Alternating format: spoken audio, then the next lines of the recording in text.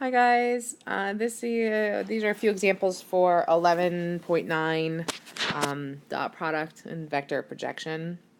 We're not going to do too much out of here because again, hey, we ran out of time for the year.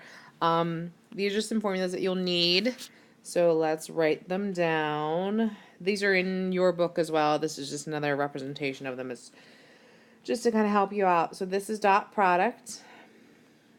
Oh, forgive me. It's been a while since I've used the iPad and the stylus to make videos. So that's our dot product. You got some properties of the dot product next to it.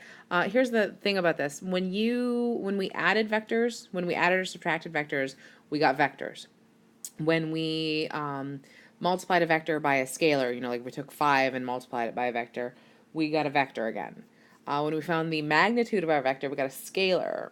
So we got a constant, a real number. And when you do the dot product, you end up getting a real number. Okay.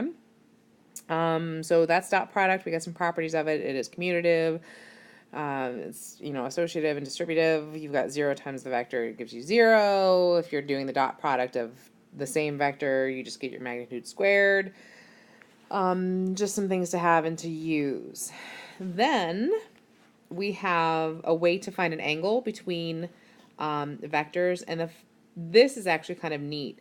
So let's say we had a vector v and a vector w. This is very poorly drawn, but let's say I wanted to know the angle here. Well, we could connect them, and let's just call it a vector u, which you're not actually going to get into. Ultimately, because you have three, you can find, remember guys, we could find the magnitude of these three sides. You can use law of cosines actually to find a formula, an alternative formula for the dot product, and that alternative formula actually gives you this one right here to find the angle. Oops, angle between two vectors. Two vectors, okay. And then last but not least, we've got the projection right here. So I'm going to pause for 2 seconds, 3 seconds, 4 seconds, so that you can actually, if you need to, screen capture this and have it. Okay? I'm going to do, can you, that's funny.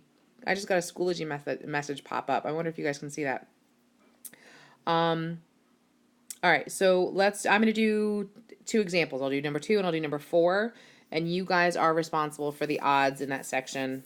Okay? So let's go to number... Oh, no.